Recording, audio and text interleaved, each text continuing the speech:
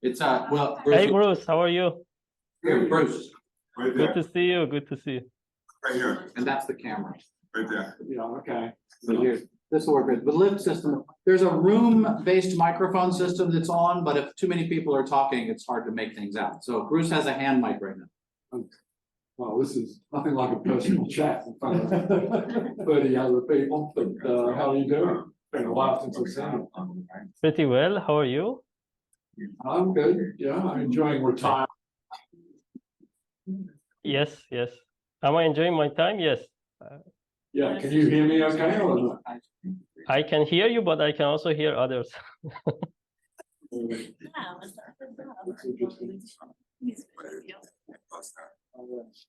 well, whatever. So you can't hear too clearly, but anyway. Good to be there virtually again. Are you enjoying Amsterdam? Still? Yes. Yeah. Yes, still. That's nice. I enjoy watching PBS murder mysteries set in Amsterdam. No, I don't know what that is. All right. Well, I'll talk to you sometime. So we should chat sometime in a more private setting. Of course, of course. Looking forward. Interested to catch up with you, see what you're doing. Yes, yes, definitely. Please, let's do. Find out what happened to your hair as well. Same story with others there. Completely, but that shows you how long since I've seen you last time. Yeah, and it's interesting to know that when I was there, I had hair, because now I don't have the timeline in my mind. Right. Anyway, I'll talk to you later. Yeah, talk to you.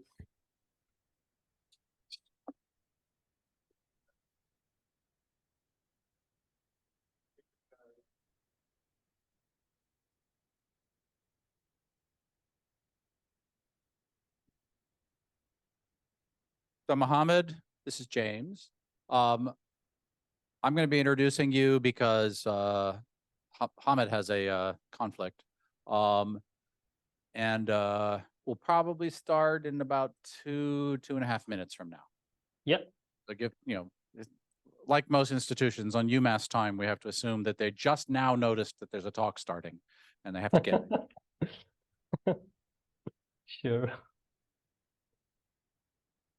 Oh, actually, in fact, the clock here is fast, so maybe we'll be starting in closer to 5 minutes. So, all right, no worries. Yeah, I'll switch to Verizon time to pay attention. So, and I'm sure that Ahmed told you, so it's like an hour block, and so ending at 50 minutes or so. So there's some time for questions would be good, unless there's piles of questions throughout or something like that. Okay. Are you okay? Yep. Interrupted if there's questions in the middle, or do you? Yes, please. Yes.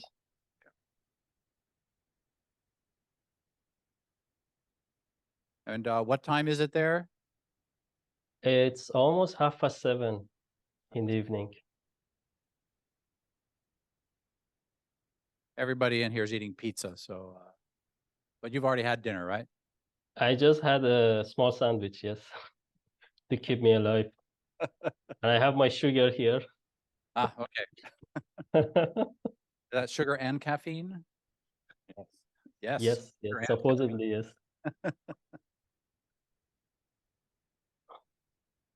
Maybe I can already start sharing. Oh yeah, sure. That's just make sure that works. That'd be good. Yes. Should work. Yep, we can see it. Perfect.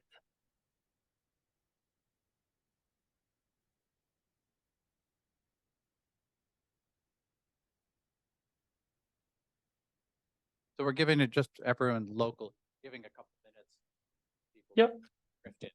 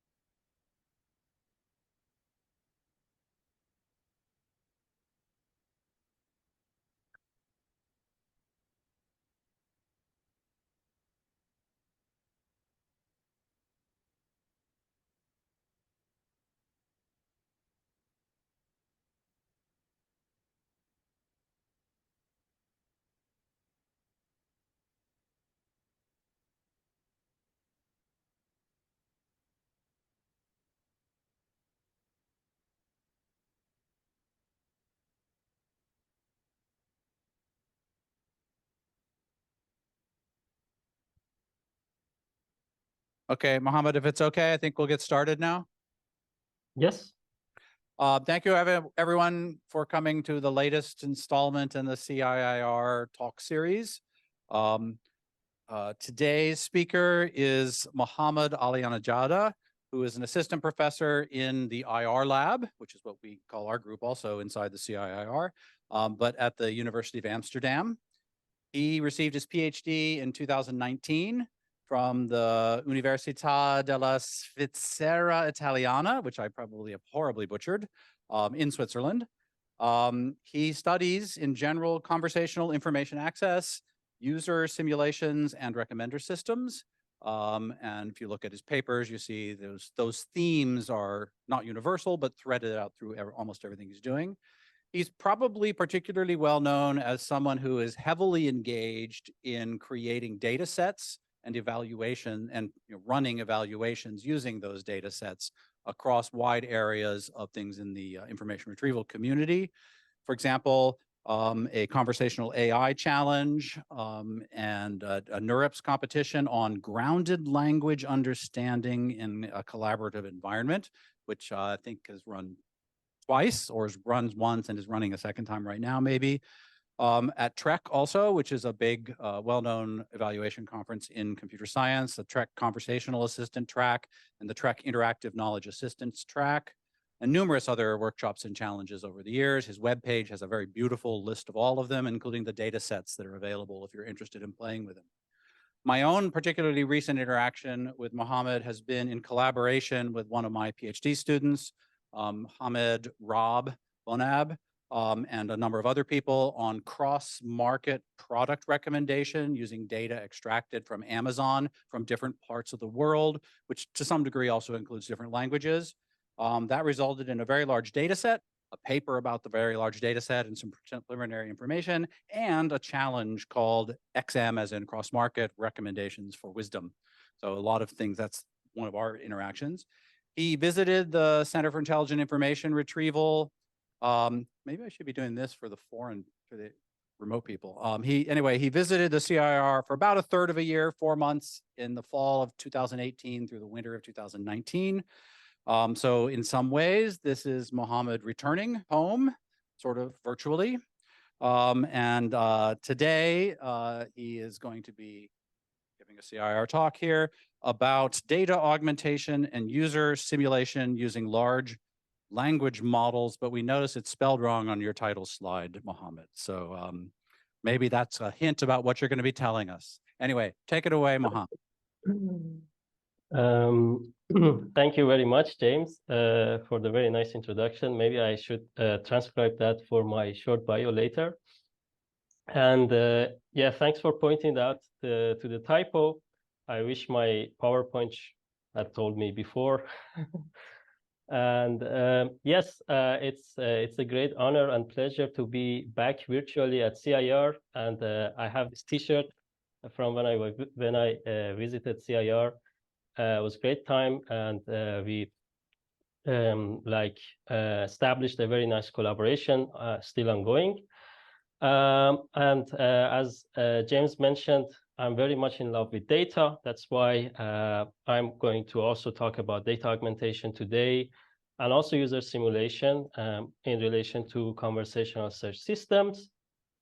Given that the audience is very well familiar, I'm going to be very short with the introduction here and just dive into the work that we have done so far and others have done. We know that user simulation and data augmentation, why we need this, because we have a very long road between the information need of a user and the documents that are relevant to them, right? So, and if we consider interactive IR systems, this can go a lot of different paths, right? So we can have unlimited paths of conversation that can happen between a user and a system. And evaluating and training on this large amount of possibilities is impossible, basically. So, and this is a very nice chart from Christian Bolog's presentation back in 2021 that shows that a conversation can actually go like in numerous different branches in a tree. And when we have pre-built data sets and pre-collected data sets, which is currently the case in the community. We are only considering one branch or maximum like two or a handful branches of these conversational trees and these possibilities. So that calls for all the work that we people are doing on user simulation and data augmentation. And as most of us, like the research we are doing now is heavily influenced by large language models. These are great means of helping us reach that point and basically incorporate this augmented data in an IR pipeline. So with this quick introduction, I would like to start, as you can guess, the presentation is broken into two parts. I will start with data augmentation. Why is it not moving? Okay, good. I will start with data augmentation, and then once we finish this, move on to user simulation. And throughout this, I will review some of our work and some of our others' work that are related to ours. So if we want to very quickly overview data augmentation information retrieval, we can like really focus on this part of it, which is related to our work and to the today's talk, which is basically okay, another typo here, generate queries for given documents. As James predicted correctly, we might be seeing a lot of this today. So the idea is that we have queries generated for given documents. In a collection, we go through all the documents that are available in the collection. For example, MS Marco. We generate queries. We assume that these documents are relevant to these queries, and then we merge it into the pipeline. We add the data to the pipeline, IR pipeline, and then with this, the end goal is to improve the retrieval performance.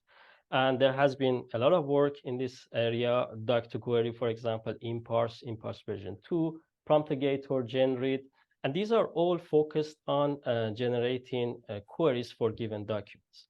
But what we actually tried, and I want to talk about today, is that what if we switch the position, right? So instead of generating queries, we want to generate documents. And here the research question is that can we actually improve the overall quality of the augmented data and overall the performance of the IR system, that is the end goal here, by generating documents instead of queries? So we have some motivation here, as you could guess. For example, one could be that queries that are the base of generating documents, they come from real users. They reflect real information needs, as opposed to queries that can be generated by the large language models, which could be really reflecting just some keywords from the document. And one thing that we noticed from the data, for example, generated by inparse, was that typically the generated queries in inparse, for example, are quite simple, right? So you take one document, one passage, and then you ask the LLM to generate a query for you. So this could be, in the best case, an information need that is only satisfied by this passage. And this leaves out the opportunities that we can have, for example, by having more complex queries that require multiple documents or multiple passages to be answered to, which with today's power of LLMs is not that far away. Like we could really synthesize different documents into one proper answer to the user. So then the other motivation here is that a lot of queries that are naturally existing in the dataset are coming from more complex information needs. Therefore, they would need probably multiple passages to be answered to. But in this case, also what we can do is we can assume that these complex queries actually leverage the knowledge that is inside the LLM, like is trained inside the LLM. They can trigger this knowledge. They can trigger the LLM to generate a higher quality document compared to the queries. All right, so To basically test our hypothesis and our assumptions, first thing that we started to do was to see, of course, ChatGPT came around. The first question is that, are the documents generated by ChatGPT, can they replace the actual documents, right? So what if we had a set of queries, instead of having the documents that exist, or in a lot of cases are generated by human, like for example, community question answering, what if these were generated by ChatGPT? What impact would it have on the IR models that we have eventually? So to test this, we took the existing dataset, human ChatGPT comparison dataset, HC3 dataset, that you can see the reference below. So we took this and we built an IR pipeline around, right? So the idea is quite simple. We have cross-encoder ranker trained once on the data generated by ChatGPT, and another one, like in another setting, trained using the human data, and then we tested on the same data set to see how they work. So if you look at this, here we see some interesting observations. So these are the domains that we have, like the medicine domain, finance, community question answering, open QA, and Wikipedia data. And we see some kind of a mixed result, right? So in some cases, if we consider all of the data, the human, the model trained on human, the generated data performs better. But if you look at, and also if you look at medicine, finance, and Reddit, so these are, for example, medicine and finance, in some studies, they have shown that, especially for financial data, like they know that ChatGPT, for example, or LLMs in general, do not do well with numbers. So this is somehow expected here. But what we see that is interesting is that not in all cases, right? So for example, if we consider the OpenQA collection or the Wikipedia data, we see that the model trained using ChatGPT data performs better. So overall, we see that there is no clear winner, although on average, we see that human data outperforms a little bit, but we see still that the performance is comparable. So that motivated us to move forward and then see what we can do with open source LLMs, right? So I think the motivation is kind of clear, right? So obviously, we don't want to work with closed models, commercial models, for various reasons, scale, control, but also we don't know what's behind, what is the training data, and yeah, a lot of other reasons, obvious. So we took one step further. We took this idea of generating documents and tried with various open source LLMs. And the idea was that we wanted to do it in a few shot setting, not to do any fine tuning. And we proposed two models here, DocGen and DocGen RL, which I will tell you more about. And by the way, if you're wondering what is this question mark, as you know, today is the notification deadline of EMNLP. We don't know if it's going to be accepted, so I put a question mark there.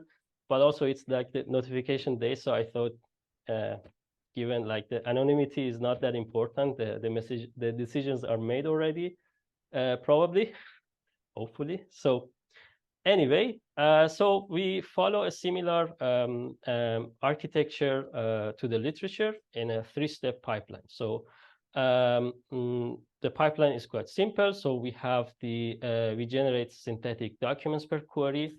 Okay, we reverse this. And then once we have the generated documents, we do consistency filtering, where we take all the pairs, we filter out the low quality ones and only keep the high quality ones. With this, we just rank, and then the ones that appear in the top one, we just keep them. And then similar to the setting in parse, we train a mono T5 ranker on the filtered data, and then eventually we compare the performance with other data augmentation models, but also on the actual data set. All right. So for generating documents, we follow 3 steps. What we realized was that throughout like the initial experiments that we had, triggering large language models to generate a proper document is not a simple task, right? So it's not like we just prompt and then we get the result. It was more challenging than that. And throughout a lot of trials, we realized that expanding the original query and adding some more details about what possibly could the user be looking for, but also making it in more proper natural language, if it's like keyword based, really helps to unveil, like to trigger the large language model to perform better. Moreover, following the literature that that mentions that highlighting certain words in a prompt again helps the large language models to perform better in generating content. And then finally, we after these two steps, we just we pass this through a prompt with few short examples and generate the document. This is a bit of more detail about the process with an example. So you can see this is the original query. And if we take the original query as is and then generate a document, you could see that this is what we get as an output.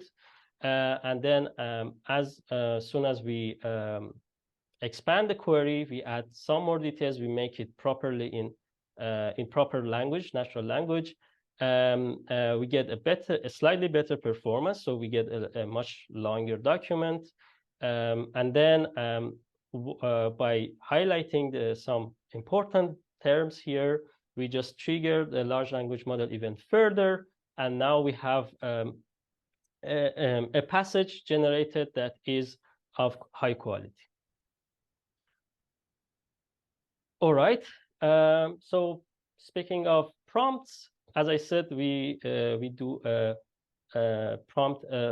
few shot learning paradigm, and the prompt is quite simple. We have the prompt prefix PI that explains the task, and then we have a goal like a target query, and then we have a set of examples here of what we want actually to be produced, like either it is expanding or highlighting. And then we feed the prefix, we feed the query together with the examples and prompt the large language model. Here are the examples that we used. To keep everything consistent within parse, also to make it easier to compare in a fair environment, we keep the examples the same. So we just take the examples from in parse and then modify them. For example, you could assume that in case of document versus query, we just flip them. In terms of expansion, we tried a lot of different things. As I said, we did a lot of trials, and we found out a certain kind of expansion helps Bloom, which is our the model that we used here, to perform better eventually. So these are the examples for our query expansion, and these are the examples for query highlighting. As you could see, we put square brackets around different terms. You might be wondering why square brackets and not, for example, parentheses or other characters. And that was also our question. So we looked into the training data set of, for example, in this case, Bloom, and we saw that according to what we saw in the literature, square brackets seem to be like conveying the importance of terms in the training data set. And we also actually observed this empirically. We did this test of changing this character and testing the performance, the overall performance, end-to-end performance, and we saw that actually square brackets leads to the best performance. And in terms of what terms to select, this is actually an open question. So we went with important keywords, but indeed this is not something straightforward or something that is understandable to us, because again, we want to trigger the large language model. And sometimes we realize that the large language model decides to highlight certain terms that do not make sense, but still lead to a good performance. And because of this, I will explain that we employ reinforcement learning for this task, because, as I said, this is not something straightforward that we could convey to the model in 3 examples, and we could understand how this works. Document generation, again, Bloom. We have, again, 3 examples taken from InParse. And what we were wondering, and you might be wondering, is that why did we not use, for example, Llama, right? Because much larger, better trained, and more stable. Not the case in this scenario. So we realized without fine-tuning Llama, we cannot use it for document generation. For example, we were getting LaTeX code as a document. This is like what's the worst kind of thing that we got as output from Llama. So we went back to Bloom because we didn't want to do fine tuning. We want to keep everything in a few shot setting. All right, as I mentioned, so the highlighting really can be challenging. We saw that in a few shot learning setup is not stable. It's more complex than that, apparently. So what we did in this case was we employed reinforcement learning. So also because the reward that we get for highlighting can be only seen after a document is generated, right? So it's and highlighting all possible terms in a query and then seeing the performance is like an NP-hard problem. Therefore, we employed reinforcement learning here. So different highlighting, generating a document, and then reward based on the predicted relevance. That was the reward, the predicted relevance by mono-T5. And this leads us to RL DocGen, which is the variation of our. All right, so this is part of the results. As you can see, here are the results of our data augmentation techniques. As you can see here, all of the models are tested on mono-T5. So we generate the data, augment the data, and then fine-tune mono-T5 using the augmented data. This is the results report by the original paper of InParse, but we also replicated their model using a Bloom to keep everything fair. Indeed, we got, in some cases, even improvement, although Bloom is much smaller than the model they used. So we see that we see a large gap between our proposed model with the baselines here, which indicates the power of generating documents and its potential in this case, because we get consistent improvement and statistically significant improvement, and you can see the margin is quite large.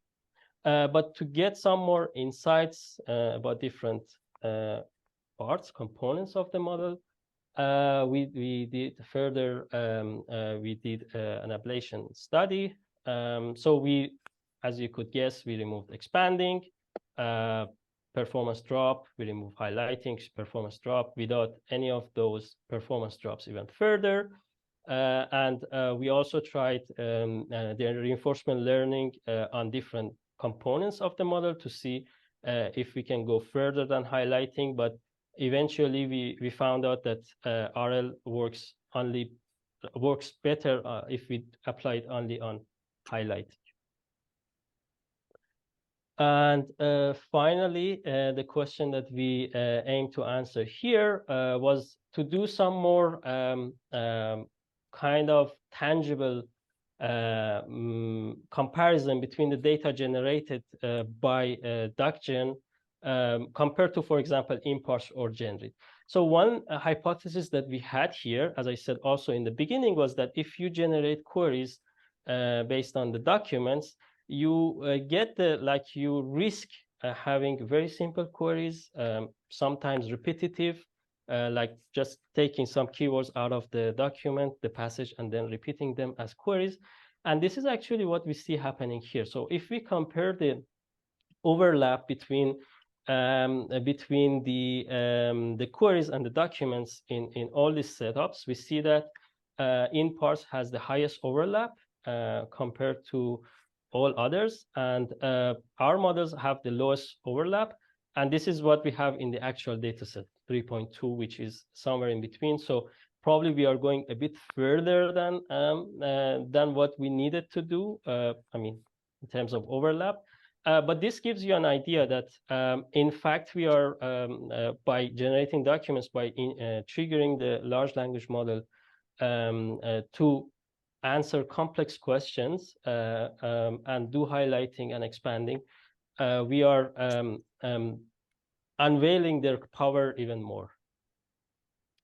So to summarize this part, all I talked about was generating documents versus queries. We think that this is more effective, although a lot of you might have a question, does it make sense? We always have a lot of documents. We don't always have queries. Where does it make sense? It can be more expensive in terms of computation. But one thing that to remember is that queries come from users. They are more natural. If there is a trend change, for example, you could assume in the case where COVID appeared, a lot of queries are related to that, for which we might not necessarily have relevant documents. So this could really, in fact, be helpful. As I said, complex queries trigger LLMs more effectively, like to unveil their knowledge. And we saw that expanding and highlighting both help, and eventually what we discovered was that applying RL on highlighting leads to the highest effectiveness in this case. So this is to wrap up the work that we have done on data augmentation. If there is any questions here, I can stop, or if you prefer, at the end we can just go back and forth between slides. I'll just pause and have my QuAC in case there is any questions. So if you're remote, I guess you could raise your hand or drop something into chat. If you're local, you can raise your hand. So we have one question back here. I'm going to hand him the mic because I think that works the easiest in this small room. Hi, can you hear me? Yes. Yeah, thanks, Mohammed. And yeah, thanks for your introduction. And I have a question for DocGen, because I think mathematically, DocGen can be still a distribution of like P D given Q, right? I mean, like a conditional generation. So I think if it is, it could also be like a retrieval model to score a document based on the given query. So the question I wanna ask is, did you try it to use a DocGen as a retrieval model and do the evaluation on the re-ranking task?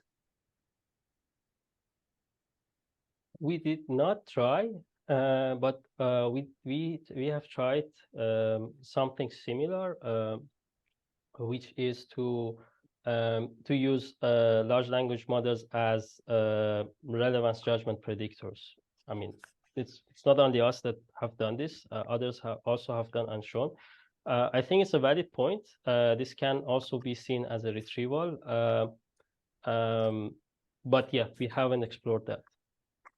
Yeah, I just curious about how it's the performance on the retrieval task if we just use it as a re-ranker. Yeah, thank you. Thank you.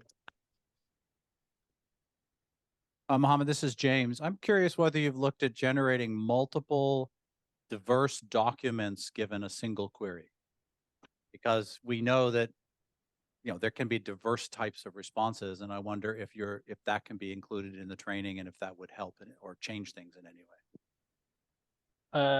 Thanks. So we tried two different things here. First thing we tried was because for the consistency filtering, we take only the top one result when you rank them. So one thing we tried to go deeper. Maybe I should give a bit of more context here. So if we generate a document and then we rank it using Mono T5, if it appears as top one, we keep it. Otherwise, we assume this is noise, we throw it away. We also tried going deeper, like for example, if it appears at the top 5, we keep it, but everything led to a lower performance.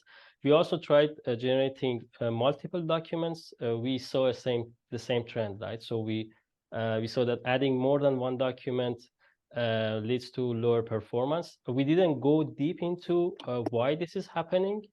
It was just some of these preliminary studies, experiments that we did that failed.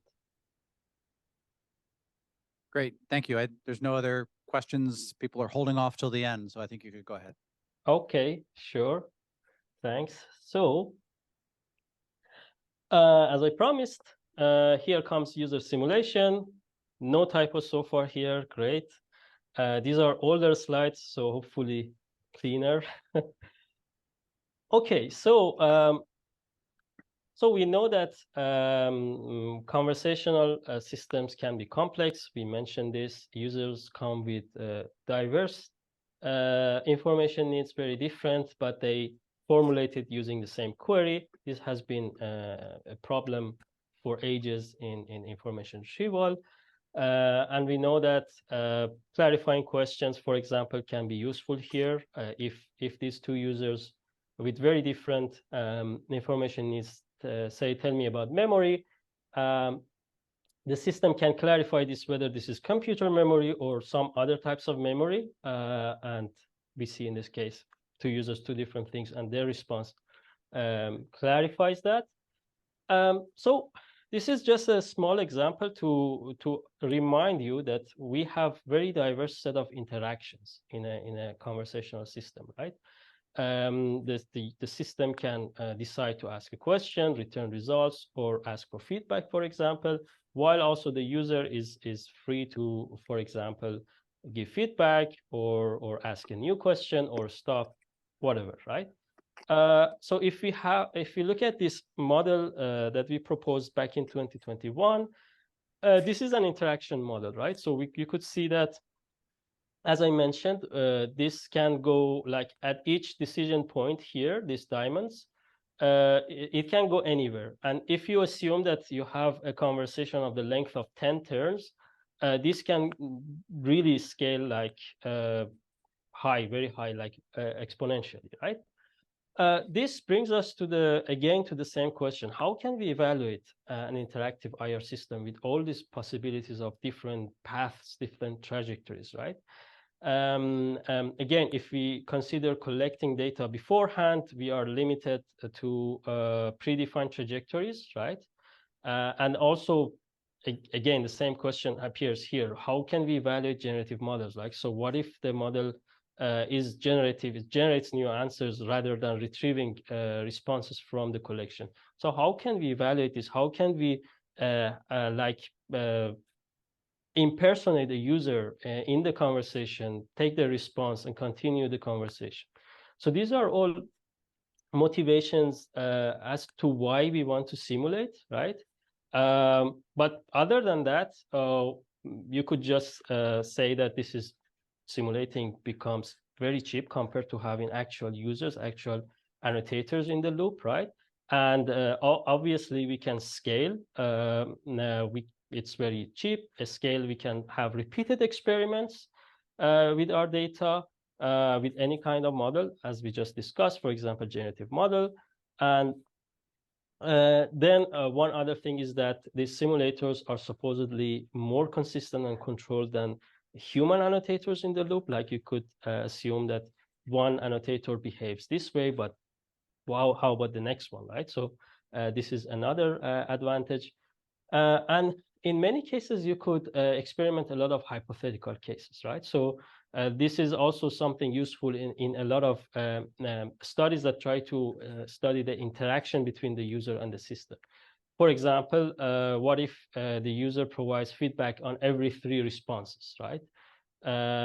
What would be the performance improvement? Does it lead to anything in terms of gain, or does it add a lot of cost to the user? So we could answer all these questions if we had a simulator in place. So I want to go back to the proposed architecture of a simulator in information retrieval proposed in 2021 in Desires by Christian Balog. So we see that this is a kind of a comprehensive model where the simulator should have natural language understanding and a natural language generator at its interface, let's say. And then on the other side, we have a user model, which obviously models the user behavior. We have an interaction model. I just mentioned interactions could be very diverse. So we need to model this basically inside the simulator so that we know how it reacts. And then we could also have the mental model, which could be a bit more advanced. And then in between, he proposed to have planning, execution, and learning, which is out of the scope here. So what I want to first focus on from this comprehensive model is, if I can get to the next slide, yes, is the interaction model, right? So let's go back to our, did I actually go back? Or yes. So let's go back to our model here, where we can have, as I said, we have these decision points between querying, feedback, assessing, right? And then, as I said, we can consider hypothetical situations, right? Needless to say, we have unlimited possibilities here. It just goes up exponentially. Therefore, we have to assume that the user and the system have certain behavior in order to be able to limit this space, right? For example, we say system always asks k-clarifying questions in this case, and then user, for example, we could assume that first answers every question and then reads the document, right? So this could be a hypothetical setting, which one could argue that makes sense or not, but this is what we can assume and do experiments on. And then the question is that what if we continue this for n times, right? So what if we do this pattern for 10 turns or 20 turns? Does it make sense? Do we get enough return in terms of gain or not?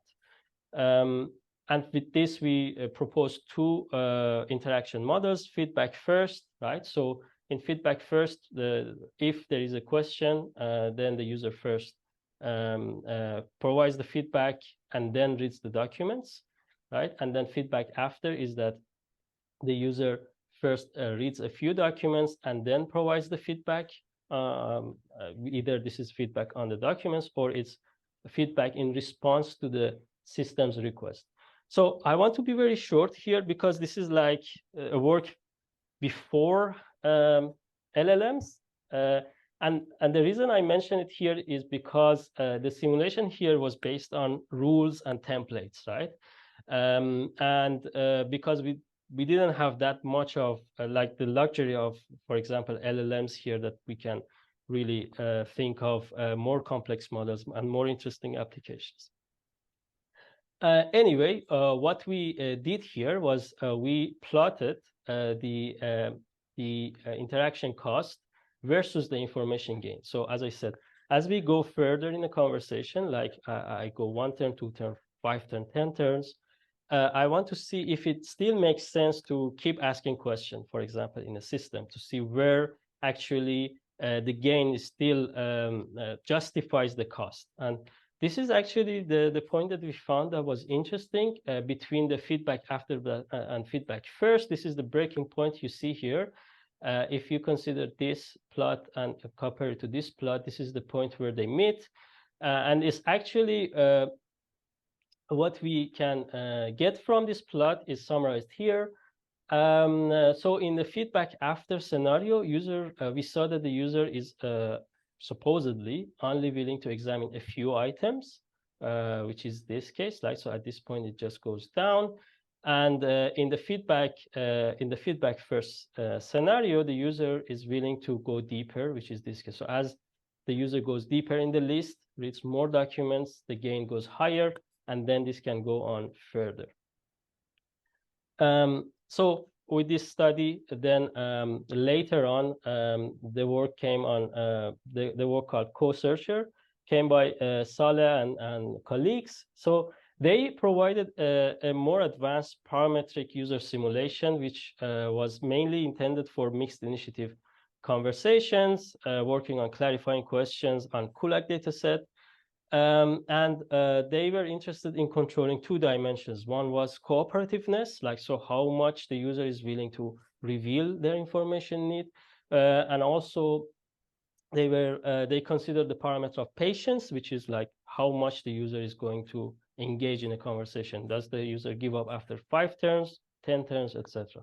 And this is a sample conversation that was part of their like generated by their model. You could see that in some cases the response is very short, in some cases the response is longer. And here what I want to take away, this is their proposed architecture. What I want to take away from here is that this is where the user simulator is, and then they also have this response classifier, which actually takes as input the answer generated by the user simulator and then classifies it as either yes and no. And this is basically the backbone of the whole pipeline here, because then the next generated response depends on the output of this classifier. As you can see, if it is yes, goes through this part. If it is no, goes through this other component. And what was surprising was that when you look closer, we see that the yes/no classification is actually quite weak. Although they fine-tuned BERT, and it seems to be a relatively simple task, but surprisingly, it's far from being reliable, right? On top of that, we realized that the answers are, like, as they mentioned, the answers are template-based, and they only work with yes/no questions in the collection. And we know that the collection has more than that. And not only this, a lot of other collections have open-ended questions, for example.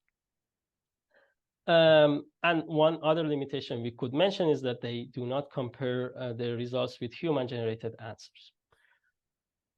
So with these 2 like models that I just mentioned on user simulation, which is like mostly focused on the interaction part, right? So interaction model.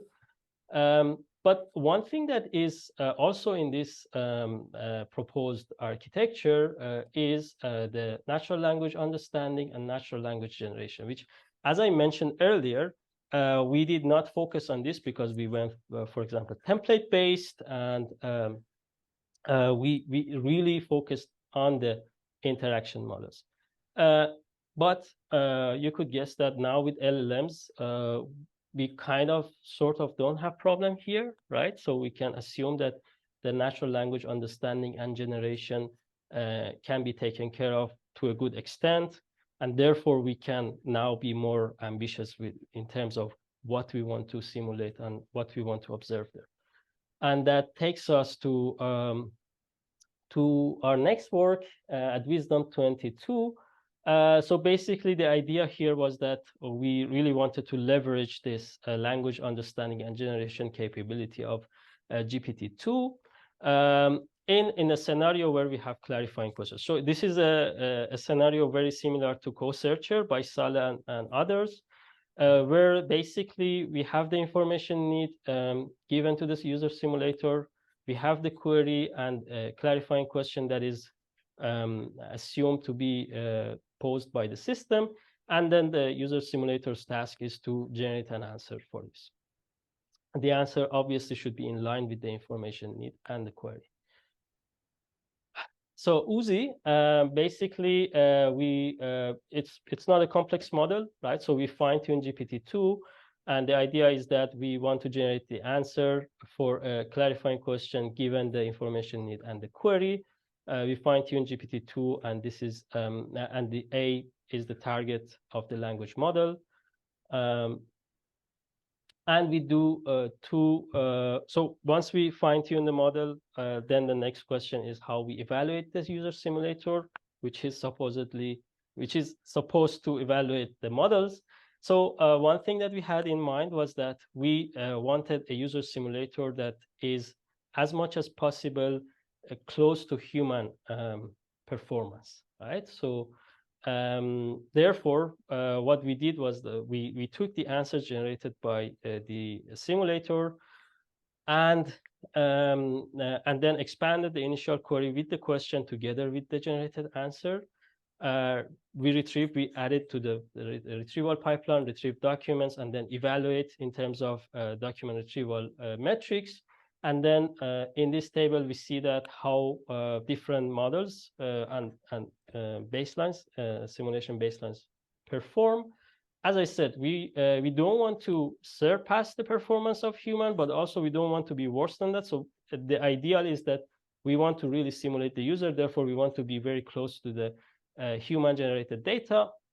And this is actually what we achieved here. As you can see, the results are very much close to the human-generated data performance, and we didn't see any significant differences here. Furthermore, we went on and ran human annotation in a pairwise comparison setup, where we actually had two annotators looking at the generated responses, and then we asked them to pick the one that they think is better in terms of naturalness and also usefulness in the conversation. And as you can see, in a lot of cases, this was a tie, so they couldn't agree which either human is better or the simulator. And this is also, in a lot of cases, human wins more than the simulator, but we didn't find any significant differences here either. So we could assume that they are equally good. And one main takeaway we got here was that we could actually, in this task, replace crowd workers with GPT-2, right? We've seen a lot of work that discuss ChatGPT could replace crowd workers. I think it's really not a surprise, because we already saw that GPT-2 is capable of that. All right, time is running. I should be maybe a bit faster here. So some limitations of this work, the main focus was on single turn conversations. We didn't have parameters like cooperativeness in CoSearcher, and we only focused on one user action, which was answering clarifying questions. So obviously, we want to go further. We want to enable, for example, multi-turn interactions and have parameters focus on more interactions. And this is the motivation for our next work, which is ConfSim. We presented at CIIR this year. For now, please ignore these arrows. You will see it in the context, but you could see the dialogue here is a bit more realistic, advanced dialogue. So the user starts with a question. The system could ask, for example, clarifying question. We get the answer. The system can provide an answer in response, and then the user can provide feedback. That's not what I asked, for example. And then let's say at this point, the system understands what the user wants and then provides the right answer. Here, we could also have positive feedback, right? So this is actually the idea behind ConfSim. Now you see the full picture. I think it's a lot to digest.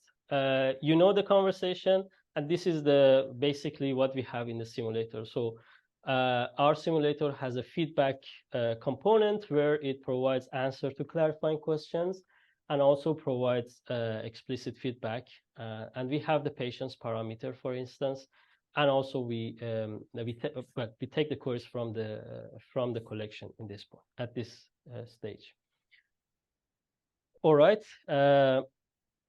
Shortly, ConfSim is designed for multi-turn simulations and beats both ULDI, the previous simulator that I just mentioned, and human in many settings. And what thing we tested, as I said, we could test hypothetical cases with simulators. one case that we tested was what happens if the users provide explicit feedback on the retrieved documents, on the generated responses. And that is something that we tested here. So with only one feedback from the user, from the simulated user, we tested different feedback incorporation models. One thing that we find here is that not all the models can actually incorporate the explicit feedback that is taken from the user. As you can see, the only cases where we see improvement is using RM3 and this course CIIR. So that calls for a specific tailored feedback-aware, explicit feedback-aware models. One thing that I wanted to include in this slide, but I didn't, is that we used GPT-3.5 in a few shot setting for this to create this simulator. And I have 4 other slides, so let's see. The last thing I want to say is an ongoing work on the review, so I don't want to mention a lot of details in case don't breach the anonymity of the paper. But the basic idea is that, as you saw in both, like in all the simulators that we mentioned so far, everything was reactive, right? So the system gives an answer, asks a question, the simulated user responds, right? It's always like that. And then in the next step, what we were mostly interested in was how we can create proactive user simulators, right? So just like in reality, right? A user starts a conversation, asks a question, gets the answer, maybe asks another question, or decides to end the conversation, which in this case, for example, the user can be exploring a topic. And this reminded us very much of the case and the scenario of QuaC, right? Where in QuaC you have one reference document, which is a page in Wikipedia, you could say. And then in a student and teacher setup, the student is going to learn about this topic, so starts exploring, asking questions after questions, and the system, which is the teacher here, provides the answer. So what we wanted to do here is to replicate this this scenario, this interaction, using LLMs, right? So basically, what we did, we took GPT-4 in a 0-shot setting, and then we had 2 GPT-4s talking to each other, basically. And we were interested to see how the conversation goes, and is it comparable to human, better or worse? Can it be considered as like a means of creating data? To be short here, and yeah, by the way, this is some more details about what we have here. We have the Wikipedia page.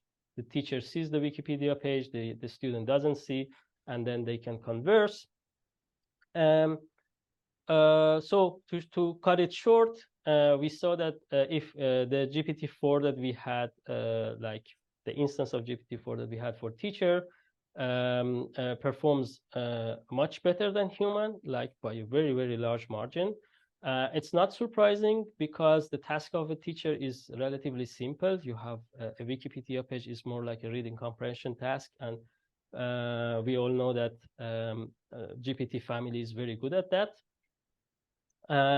But one thing that we also faced, found challenging, was evaluating the student here, because it's like an open problem, right? So you have a topic, and then 2 models or 2 people can ask different questions. There is no clear way to say either these questions are better than the other ones. Instead, what we did, we tried to analyze the questions. For example, how diverse they are, and how consistent they are with other questions. And there we also saw that there are signs that GPT actually does better than human, but not concretely. So hopefully the paper gets accepted, and later I can provide more details about this one.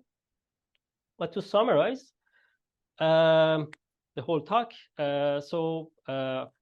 we saw that generating documents can be better than queries, can be a better solution, can lead to a state-of-the-art performance in data augmentation. For user simulation, the important thing is that we look at the interaction models, but also the language understanding and generation part, which can be replaced by LLMs. I mentioned some studies on mixed initiative versus single initiative simulation. And finally, I briefly mentioned that we can go from reactive user simulation to proactive user simulation. And with that, I would like to end my talk, and thank you very much for your attention and invitation.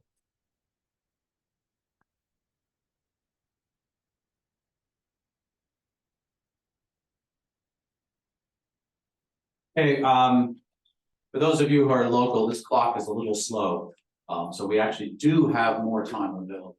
The first question in the back of the room is from someone named Mohammad Zamani.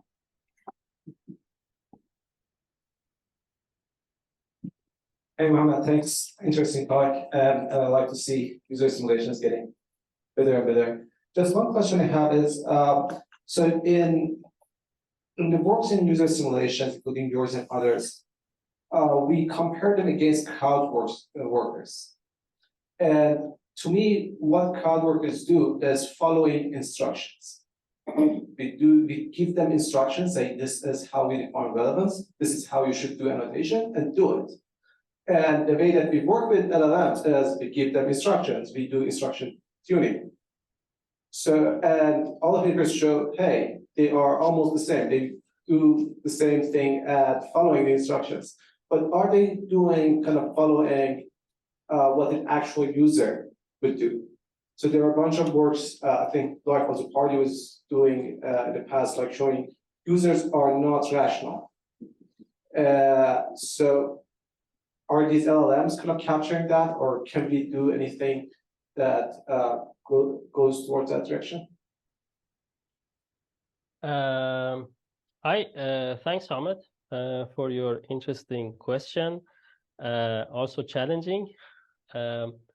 So I think what I would say is that first, I mean, we should look at our goal, right? So if we want to replace annotators here, which in this case could be crowd workers or expert annotators, I think we have a good chance with LLMs. A lot of works already show that they perform even better. So I think that's something clear. But in terms of replacing the actual user, it's hard to say. Like, so we have tried and others have tried impersonating users using LLMs. Like, imagine you're, I don't know, a 5-year-old looking for something, and they see promise there, but it's hard to say how successful it is. Like, really, I don't have a clear answer to this, but I think there is promise, definitely.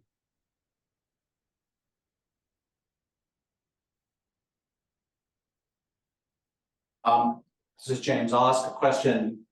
Before your talk, some of us were chatting about issues of the diversity of users that are out there and how large language models might or might not mimic that. So for example, if I sort of leverage Hamid's question a bit, we can train to mimic crowdsourced workers.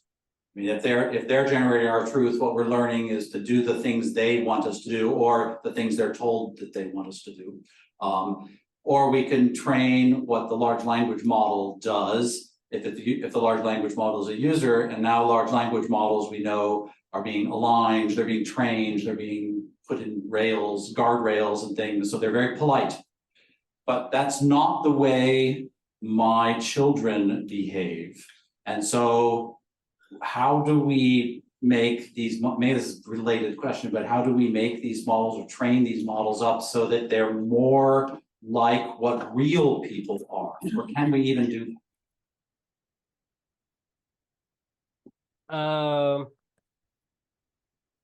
Yeah, I think I think now large language models are more on the conservative side, as you mentioned, like very polite.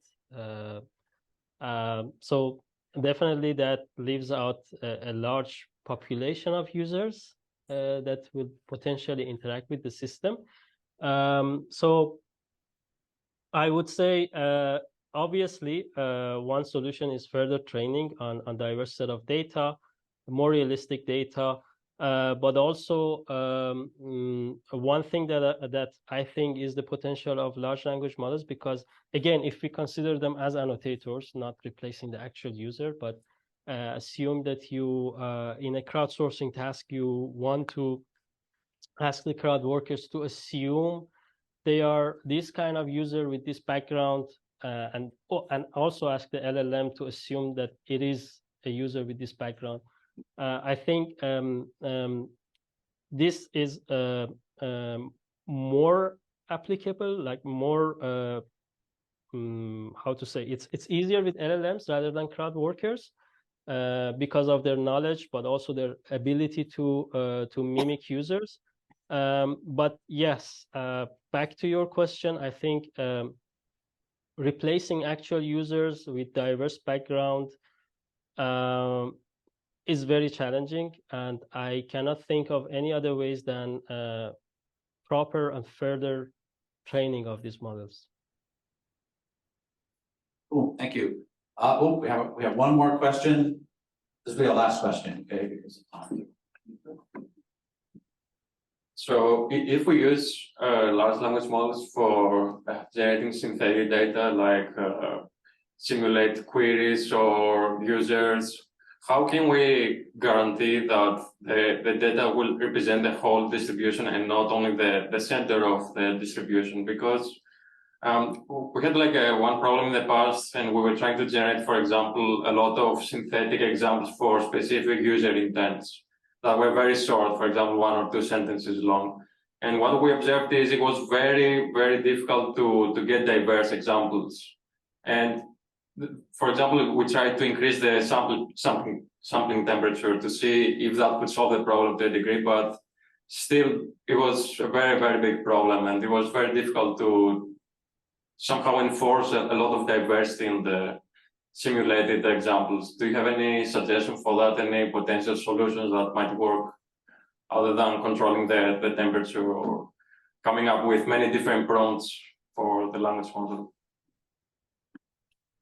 Thanks. I think it's an interesting question. So of course, when we generate data using these models, we are always risking being in the bias loop, right? In the feedback loop that increases the bias of these models more and more. And I think definitely one thing that we could do is moving towards debiasing this output, right? So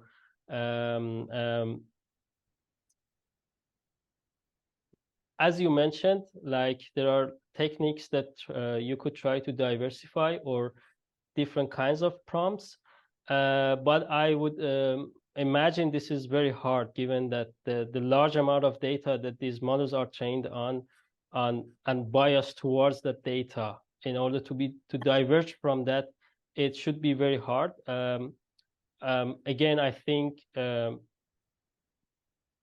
I would say going further than that, like extra tuning, fine tuning, or training on like corner cases of data or instruction tuning on certain tasks could help.